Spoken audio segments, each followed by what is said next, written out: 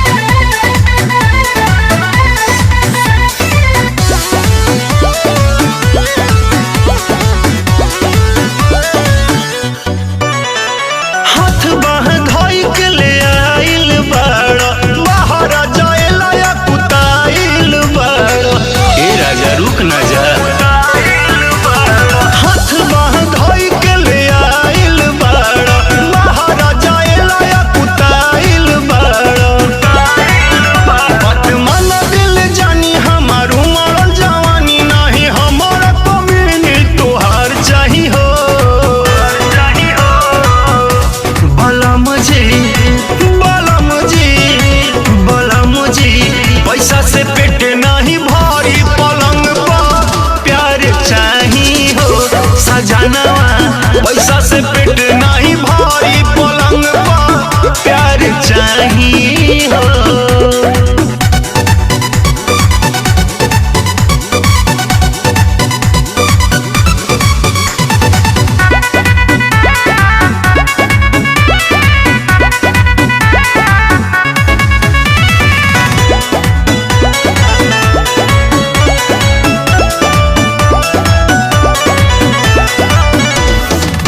नहीं छाली जवानी के खैला हो, उद्घाटन कैला हो,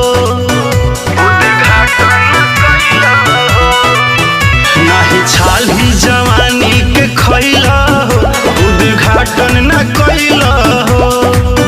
बिना बाले बचा के तरसत बानी तू टिकट करैला हो। छोड़ी सोना जवानी तू बटोरे जल चानी हक बट जवान है तो हमार चाही हो। भला मुझे पैसा से पेट नहीं भारी पलंग पर प्यार चाही हो। सजनवा पैसा से पेट नहीं भारी पलंग पर प्यार चाही हो। मेहरारू रावरे नुहाई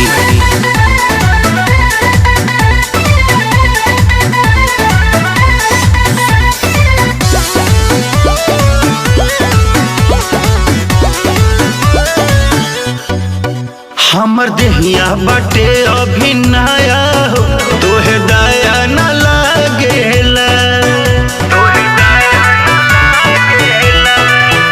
हमर देहिया बाटे अभी नया हो, तोहे दया न लागेला। हम सजी पेन्ही साड़ी साया हो, तोहर दिलवा न जागेला। पिया पंकज राकेश जानी जाहू परदेश नहीं ऐसन तोहार रोजगार चाही हो। भला मुझे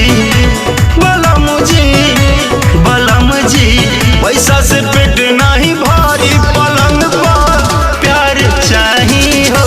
सजनवा पैसा से पेट नहीं भारी पलंग पर प्यार चाही हो। रही न जाई कुछ भी।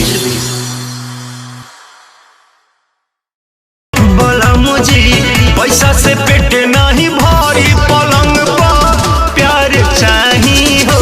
सजनवा पैसा से पेट नहीं भारी पलंग पर प्यार चाही हो।